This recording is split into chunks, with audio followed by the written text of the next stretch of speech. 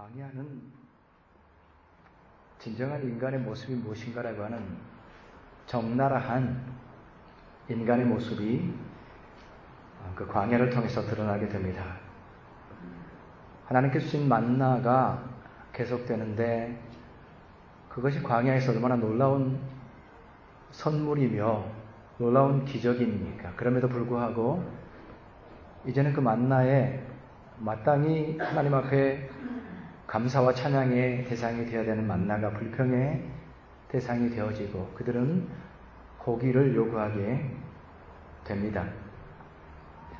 이 사실 앞에서 그 민족의 지도자요, 민족의 운명을 걸머쥐고 있는 모세는 정말로 그 민족을 잘 이끌기를 원했지만은 그러나 지금 이 상황 속에서 그가 할 수 있는 것은 아무것도 없었습니다. 만약에 그가 할 수 있다고 한다면 뭐든지 해주고 싶었을 것인데 그의 능력과 그의 처지가 광야에서 고기를 요청하고 있는 그리고 그것으로 인해서 불평하고 있는 이제 다시 애굽으로 돌아가자라고 말하고 있는 그 이스라엘 백성들을 향해서 해줄 수 있는 것이 없었습니다. 이제 모세는 비록 지금까지 여기까지 왔지만 그 자신의 힘으로는 도저히 이 민족을 이끌 수가 없다라고 하는 사실을 알게 되고 감당할 수 없다라고 하는 자기 한계를 느끼게 됩니다. 그래서 말씀 속에서 하나님 앞에 이 짐이 무겁습니다 라고 말하고 있고 이 짐을 내가 감당할 수 없습니다 라고 선언하고 있습니다. 어쩌면 모세는 너무나도 당연하게 인간의 한계, 한 인간이 열심히 노력하고 잘해보기를 원하고 의지를 가지고 있지만 결국 그 한 인간이 가지고 있는 그 한계가 이것뿐이다라고 하는 것을 그는 깨닫게 됩니다. 우리 모두도 그러한 한계를 가지고 있습니다. 모세가 인류 역사상 가장 뛰어난 지도자지만 그럼에도 불구하고 이제 그도 더 이상 앞으로 더 이상 전진할 수 없다라고 하는 사실을 알게 됩니다. 우리 모두도 지금 내가 살아가는 이 삶의 모습보다도 좀 더 낮게 살고 싶고 더 탁월해지고 싶고 더 성장하고 싶지만 그러나 내 안에 있는 그러한 인간적인 한계가 너무나도 커서 그것을 뛰어넘지 못할 때가 많습니다. 우리의 바람은 그것을 뛰어넘고 싶지만 그러나 어떤 한계에 부딪혀서 그 앞으로 나아가지 못하는 모든 인간적인 한계들을 우리는 가지고 있습니다. 모든 일에 있어서 뛰어나면 좋겠고 모든 일에 있어서 조화로우면 좋겠는데 그렇지가 못합니다. 한쪽이 조금 낫다 싶으면 다른 한쪽이 부족하고 늘 이렇게 되어 있습니다. 그것이 우리의 모습이고 인간적인 한계입니다. 지난주에 어떤 분의 얘기를 들어보니까 이제 전 세계적으로 다니면서 사람들도 만나보니까 이런 특징들이 있더라라고 하면서 말씀하시는데 그 내용이 뭐냐면은 해외에 살고 있는 우리 한인들의 모습을 좀 가서 보니까 정신이나 마음이 건강한 사람들은 육체가 연약한 사람들이 많고 또 육체나 여러 가지 면에서 건강은 좋은데 그 마음이 병들어서 그 마음의 상처와 그 마음의 아픔으로 인해서 또 참 안타까운 그런 사람들이 너무나도 많은 것을 보았다. 정신과 마음이 건강하면 육체가 연약하고 육체가 건강하면 그 마음이 병들어 있는 것을 보게 됩니다. 그것이 우리가 가진 그러한 인간적인 연약함이고 한계입니다. 우리가 젊었을 때는 어른들이 하는 말을 이해를 못했어요. 그것이 무슨 말인지 알아듣지를 못했습니다. 우리가 나이가 들어서 그때 어른들이 했던 말이 무슨 말인 줄 알겠다라고 이해할 때쯤 되었을 때는 우리는 이미 너무 나이가 들어버린 경우가 많습니다. 그것이 또한 우리들의 연약한 모습입니다. 그래서 그 인간적 한계를 가지고 살다 보니까 우리는 준비 안 된 채로 따지고 보니까 준비 안 된 채로 결혼을 하고 준비 안 된 채로 부모가 되고 준비 안 된 채로 사역자가 되고 준비 안 된 채로 어른이 되어서 그렇게 살았구나라고 하는 것을 생각해 보게 됩니다. 왜냐하면 우리 모두가 참으로 지혜롭기를 원하고 참으로 성숙하기를 원하지만 그러한 인간적 한계 때문에 때로는 지식이 부족하고 때로는 경험이 부족하고 때로는 지적 능력이 부족하고 때로는 공감의 능력이 부족해서 우리가 조금 더 성숙한 모습으로 살아가지 못했구나. 이것이 내가 가지고 있는 그러한 연약함이구나 라고 하는 것을 깨달을 때가 있습니다. 모세와 같이 그러한 큰 위기를 닥치지 않았다고 할지라도 우리는 우리의 삶 속에서 그러한 연약함과 한계를 가지고 살아갈 수밖에 없습니다. 그래서 정말 나의 한계를 좀 벗어나고 싶은데 그 한계를 벗어나지 못하고 언제나 다시 제자리로 돌아와 있는, 보니까 그 모습 그대로예요. 조금도 바뀐 게 없고 조금도 변화되지 못했고 여전히 같은 모습으로 살아가는 그런 모습을 보게 될 때에 우리는 우리 자신에 대해서 절망하게 되고 낙담하게 되고 어찌할 줄 모르는 그런 상황을 경험하게 됩니다. 많은 시간이 지났고 이만큼 성장했는데 내 안에서의 진정한 그러한 성숙과 성장이 없는 것이 우리를 절망하게 합니다. 그래서 조금이라도 성장하고 싶다. 제가 늘 기도하는 기도 중에 한 가지는 단 한 발자국이라도 앞으로 나가게 해 주십시오. 그런 기도를 드립니다. 책상에다 써서 붙여놨어요. 성장하고 싶고 성숙하고 싶은데 나아가지지가 않습니다. 그 한계를 뛰어넘지를 못합니다. 그 인격이, 그 성품이, 그 삶의 열매들이 변하지 못하고 뭔가 내가 가진 그 한계 속에서 완전히 갇혀있는 것을 보게 될 때, 하나님, 오늘 하루 단 한 발자국이라도 앞으로 좀 나가게 해주십시오. 그렇게 기도합니다. 2발자국도 아니고 3발자국도 아니고 한 발자국이라도 나아가게 해주십시오. 이 한계를 좀 이기게 해주십시오. 나의 연약함에서 벗어날 수 있게 하여 주십시오. 그런 마음으로 답답한 마음에 기도를 드리고 또 기도를 드립니다. 모세는 오늘 자기 자신의 한계를 기억하면서 깨달으면서 하나님 앞에 부르짖습니다. 어찌하여 내게 주의 목전에 은혜를 입게 아니하시고 이 모든 백성을 내게 맡기사 내가 그 짐을 지게 하시나이까. 모세는 자기가 감당하고 있는 이 짐에 대해서 나는 감당할 수 없습니다. 이 짐을 내가 감당할 수 없습니다. 라고 하나님께 원망하고 울부짖듯이 기도하고 있습니다. 인간적 한계 앞에서 그가 울부짖으면서 과연 그가 바라는 것이 무엇일까? 오늘 읽었던 본문의 말씀에서 보니까 희미하게 드러나는 것이 주의 목전에서 은혜를 입게 아니하시고 라는 말씀을 통해서 모세가 인간적 한계를 가지고서 그 거대한 벽 앞에 절망하고 있는 이 모세가 하나님의 은혜를 구하고 있다라고 하는 사실을 알게 됩니다. 바로 여기에서 우리 신자의 길이 있습니다. 모든 믿음의 사람들은 비록 우리가 가지고 있는 인간적인 한계에도 불구하고 우리는 그 한계를 벗어날 수 있는 유일한 방법이요, 유일한 길이요, 유일한 것으로서 하나님의 은혜, 나로서는 이 한계를 벗어날 수가 없는데 하나님이 부어주신 은혜, 그 은혜만이 나를 도저히 내가 극복할 수 없는 이 인간적 연약함에서 나를 극복하게 한다라고 하는 이 사실을 우리는 믿음을 통해서 마치 모세가 주의 은혜를 입게 아니하셨나이까 말씀하시면서 하나님의 은혜를 갈망하고 있는 것처럼 인간의 모든 연약함과 한계 가운데 있는 우리는 바로 하나님의 은혜, 나로서는 나 자신을 극복할 수가 없고 단 한 발자국도 앞으로 나아갈 수가 없기에 하나님의 은혜를 구합니다. 이것이 신자의 고백이고 신자의 자세가 되는 것입니다.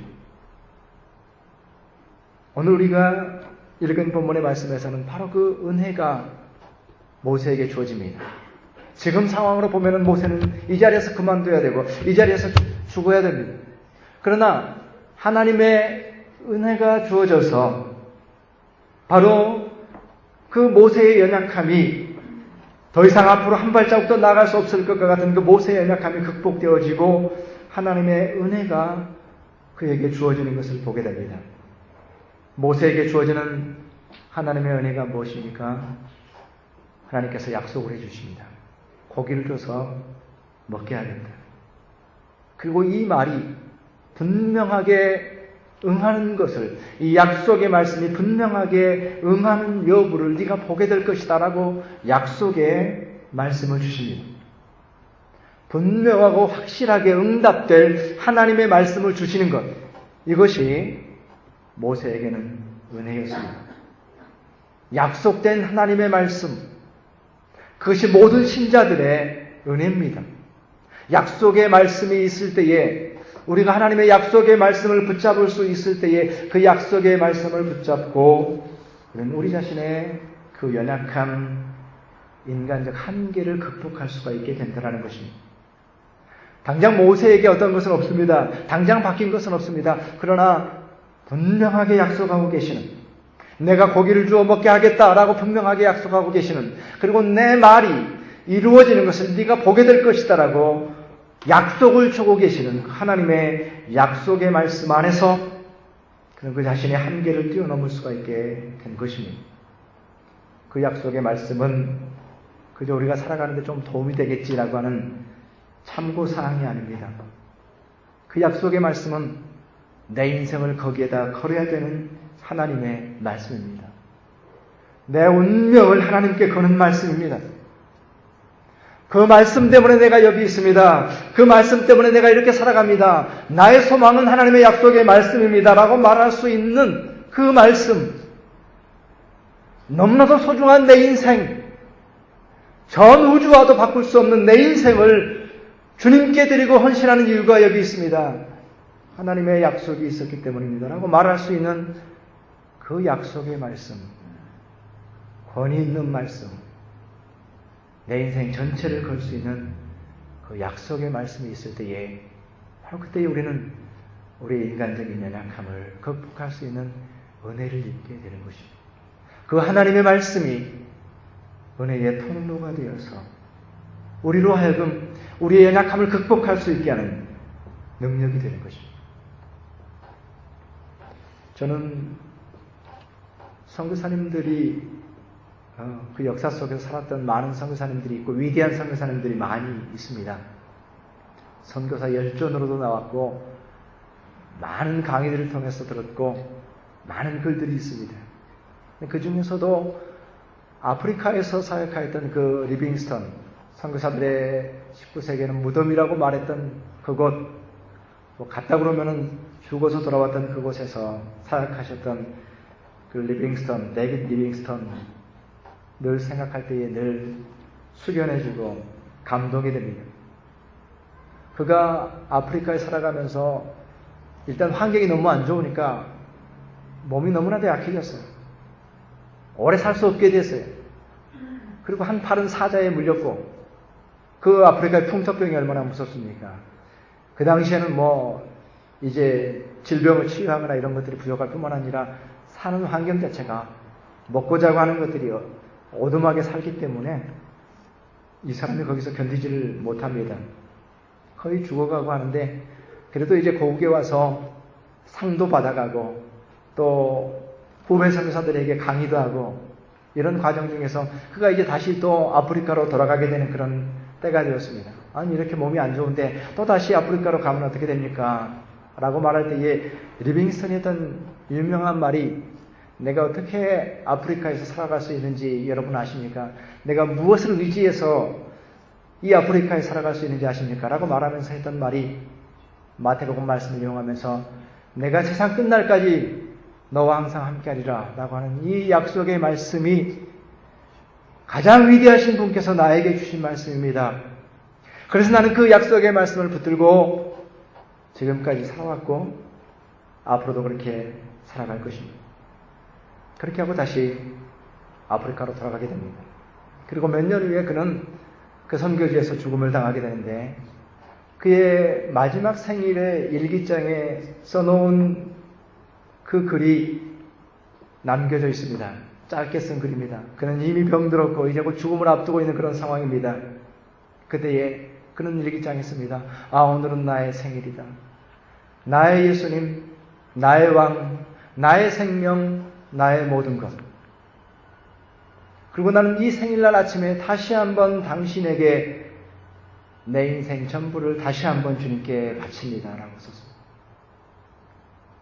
그 죽어가는 선교사가 마지막 죽음을 기다리고 있으면서 그 마지막 생일에 평생의 삶을 하나님께 주님께 바치고 그의 인생이 그야말로 제물로 드려지는 삶으로 주님 앞에 드려진 이후에 그 마지막 순간에 리빙스턴은 나의 왕이시여 나는 다시 한번 당신에게 내 인생을 바칩니다라고 고백했습니다. 주님께 주신 약속을 붙들고 그는 마지막까지 끝까지 그의 모든 것을 헌신할 수 있었던 것입니다. 우리 가운데 없는 것을, 우리 가운데 없는 연약함을, 우리 가운데 없는 헌신을 그를 통해서 우리가 보게 되는 것입니다. 은혜 가운데 살아간다고 하는 것은 약속의 말씀이 있다고 하는 것을 의미하는 것입니다. 하나님의 은혜로 살아간다고 하는 것은 내가 붙잡을 만한 약속의 말씀이 있다고 하는 것입니다. 그의 그 약속의 말씀을 나의 비전으로 삼고 그 약속의 말씀이 우리의 기도가 되고 그 약속의 말씀을 통해서 하나님의 은혜가 내 삶 속에 들어오는 것을 경험하는 것입니다. 바로 그때에 하나님의 말씀은 은혜의 통로가 되어지고 그 약속의 말씀은 연약한 나 자신을 극복할 수 있게 하는 능력이 되는 것입니다. 우리 자신의 힘으로는 내 안에 있는 의지와 내 안에 있는 다짐으로는 내 안에 있는 나의 말로는 나를 변화시키지 못합니다. 나의 한계를 뛰어넘지 못했습니다. 그러나 하나님의 말씀은 은혜이기 때문에 하나님의 말씀은 우리의 모든 연약함을 극복하게 하고 나의 한계를 극복하게 하는 것입니다. 하나님의 말씀이 모세에게 주어졌습니다. 그 약속의 말씀과 함께 하나님께서 모세에게 주신 것이 있습니다. 그 17절의 말씀과 같이 내가 강림하여 거기서 너와 말하고 내게 임한 영을 그들에게도 임하게 하리니 그들이 너와 함께 백성의 짐을 담당하고 너 혼자 담당하지 아니하리라. 하나님께서 은혜가 필요한 모세에게 주신 것은 사람들이었습니다. 하나님께서 은혜가 필요한 모세에게 말씀을 주셨고 또한 하나님의 사람들을 모세에게 붙여주십니다. 물론 그들은 그만한 사람들입니다. 비슷비슷한 사람들입니다. 그럼에도 불구하고 하나님의 사람들은 모세와 함께 있게 한 하나님의 사람들은 하나님의 은혜의 통로입니다. 나 혼자 섰을 때에 온전해질 수 없고 나 혼자 나 자신의 한계를 뛰어넘을 수 없을 때에 내 곁에 있는 사람들을 통해서 내가 그 한계를 뛰어넘을 수 있게 하십니다. 이것이 하나님의 방법입니다. 보면은 다 그만해서 특별할 것이 없는 것 같아요. 그럼에도 불구하고 철이 철을 날카롭게 하는 것처럼 사람이 그 친구의 얼굴을 빛나게 한다. 철은 철로 날카롭게 됩니다. 불에다가 달궈가지고 쇠망치로 내려쳐야 됩니다. 나무 망치로도 안 됩니다. 돌로도 안 됩니다. 쇠망치로 내려쳐야지 됩니다. 같은 불이고 비슷하고 별 차이 없는 것 같지만 그러나 철을 날카롭게 하는 것은 철입니다. 우리가 한 인간으로서 한 사람으로서 내가 좀 더 성장하고 싶다. 내가 좀 더 주님을 닮아가고 싶다. 내가 조금 나의 이 한계를 극복해보고 싶다라고 말한다면 우리에게 필요한 것은 사람들이에요. 옆에 비슷한 사람 같지만 그 사람들이 나로 하여금 하나님께서 그 사람들을 통해서 은혜를 주시는 은혜의 통로이기 때문에 그 사람들을 통해서 나로 하여금 나에게 그 은혜가 임하도록 하셨기 때문에 철을 통해서 그 철이 예리해지는 것처럼 우리 스스로가 성장하고 조금 더 예리해지고 주님을 닮아가는 삶이 되기 위해서 더 강해지기 위해서 더 쓸모있게 되어지기 위해서 필요한 것은 사람들을 통해서 내가 단련되어지고 영향을 받고 사람을 변화시킬 수 있는 것은 사람입니다. 사람을 성장시킬 수 있는 것은 바로 사람입니다. 바로 하나님께서 우리의 인간적인 연약함을 가지고 있는 우리 모두에게 그러한 사람들을 보내주셨다라고 하는 사실을 우리는 인식해야 됩니다. 우리 곁에 있는 소중한 사람들이 바로 그러한 존재들로 은혜의 통로로 하나님께서 우리에게 보내주신 사람들입니다. 바로 지난 수요일에 우리 소그룹 모임을 하면서 한 분이 나누신 내용이 이렇게 모여보니까 모인 사람들은 늘 아는 사람들이고 그런데 이 소그룹 모임에서 함께 나누고 말씀을 나누고 하니까 이 생각보다 소그룹 모임이 능력이 있고 의미가 있습니다 라고 고백하는 것을 우리가 함께 듣게 됐습니다. 그렇습니다. 우린 다 비슷비슷합니다. 그러나 함께 모여서 하나님의 말씀이 은혜의 통로이고 그 말씀 앞에 반응하고 있는 우리의 상황과 우리 모두의 처지가 그것이 그 사람의 삶이 반드시 탁월해서여서가 아니라 한 사람 한 사람을 통해서 하나님의 은혜가 우리에게 임하기 때문에 그 믿음의 형제들이 함께 모인 자리에 갔더니 그 자리가 참으로 유익하더라라고 하는 고백이 생각보다 은혜가 있었다라고 하는 고백이 우리 가운데 있게 되는 것입니다. 사람과 사람의 만남 속에 하나님의 은혜가 부어지는 것입니다. 그토록 사람은 우리에게 결정적인 존재가 됩니다. 내가 진정한 그리스도인으로서 결정적으로 변화되기를 원한다고 한다면 우리는 우리의 인생 속에서 그런 결정적인 사람을 만나야 됩니다. 제가 신학교에 다닐 때에 어떤 1년 선배 전도사님이 계셨어요. 그분이 운동도 좋아하고 놀기도 좋아해서 저도 같이 어울려서 탁구도 치고 아차산 아래 그 강변에 가가지고 자판기 커피도 빼먹고 컵라면도 같이 거기서 나누면서 친해졌어요. 그리고 서로 친해졌으니 같이 어울리고 참 좋다 이랬는데 어느 날 그분과 대화를 나누면서 그냥 특별히 그런 얘기를 하려고 한 것도 아니고 그분의 삶이 그냥 그렇게 그런 삶이기 때문에 자연스럽게 그 대화 속에서 나온 얘기가 있어요. 어떤 얘기냐면은 이런 얘기를 하는 거예요. 이 시대가 우리가 참으로 신학생들하고 이 시대의 교회 지도자들을 위해서 기도해야 될 때인 것 같다. 그것이 우리가 이 시대 가운데서 깨어 있어야 될 부분인 것 같다. 라고 얘기를 하시는 거예요.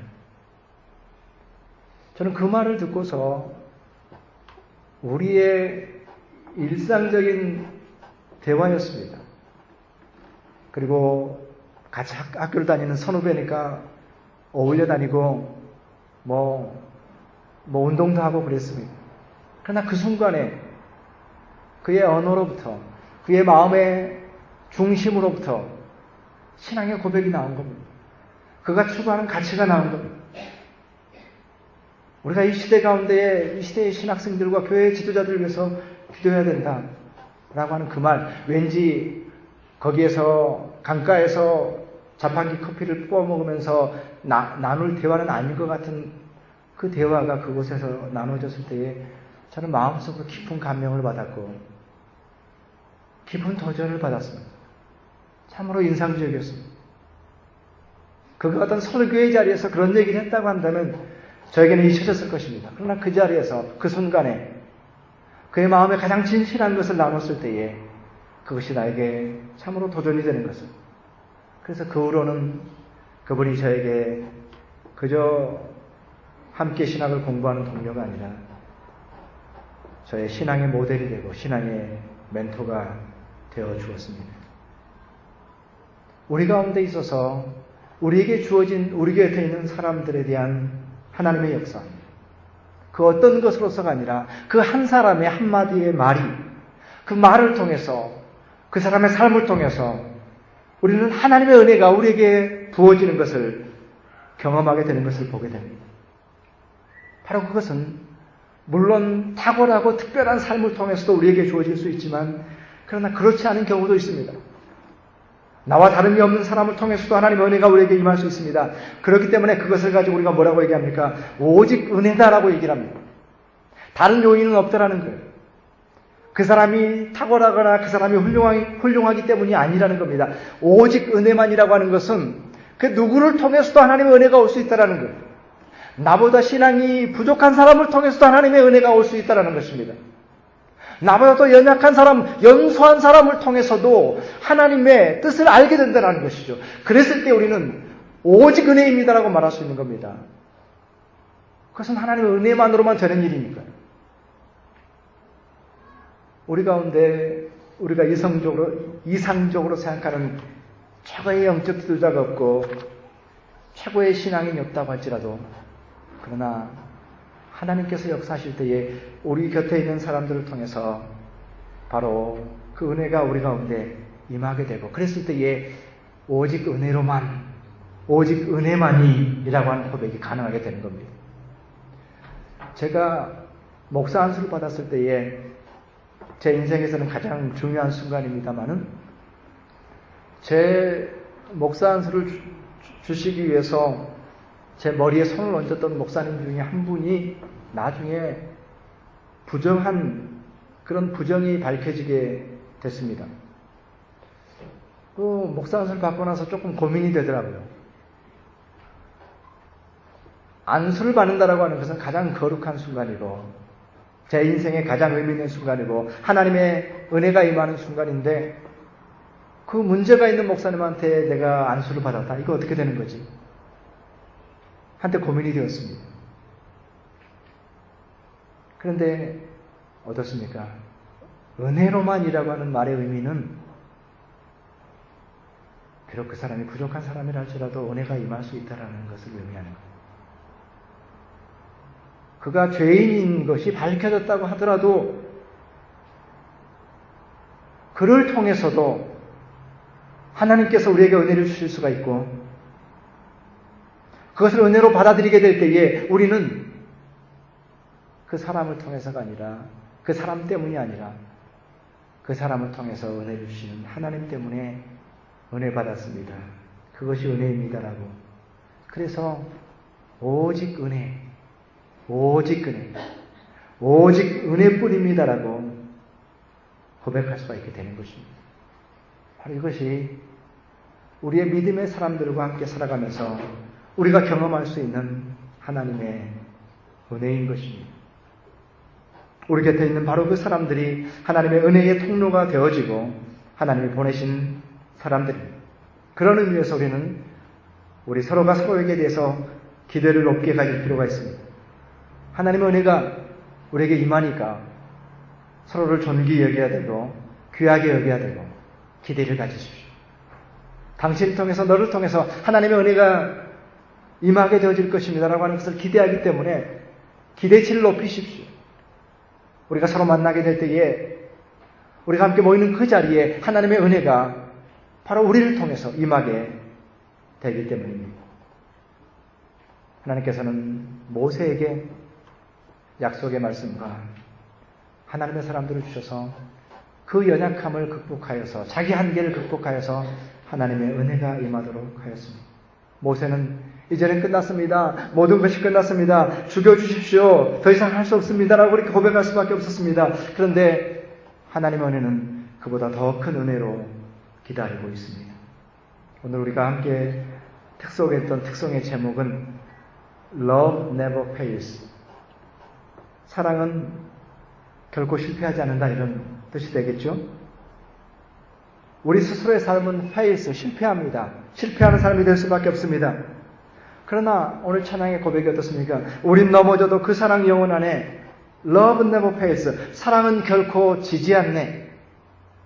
우리는 넘어지지만 사랑은 영원하고 그 사랑은 결코 지지 않는다. 결코 실패하지 않는다. 라고 하는 말씀을 통해서 우리에게 하나님이 주시는 그 은혜가 결코 지지 아니하고, 비록 우리의 삶은 연약하고 낙심된다 할지라도 그 은혜가 우리에게 주어지게 될 때에 우리는 그 나 자신의 한계를 뛰어넘어서 하나님의 은혜를 통하여서 우리가 멈추었던 그 길을 더 앞으로 나아갈 수가 있게 되고, 포기할 수밖에 없을 것 같은 우리의 길을 앞으로 나아갈 수 있는 은혜가 우리 가운데 있게 되는 것입니다. 주님의 은혜를 의지하여서 우리 자신에게는 너무나도 연약한 한계가 우리 가운데 있지만 결코 포기할 것이 아니라 하나님의 은혜를 구하는 자가 되어야 됩니다. 하나님의 은혜를 통하여서 나의 한계를 이겨내고 극복하고 궁극적으로 그 은혜로 인해서 승리하는 삶을 살 수가 있게 되는 것입니다. 우리 모두는 연약합니다. 한 발자국 앞으로 나갈 수가 없습니다. 그러나 주님의 은혜 안에서 우리는 우리의 한계를 이기고 앞으로 나아갈 수가 있습니다. 약속의 말씀 앞에 우리가 의지할 때 우리는 일어설 수 있고 믿음의 사람들 앞에서 그 믿음의 사람들과 함께 어깨동무를 하고 앞으로 주님의 뜻을 이루며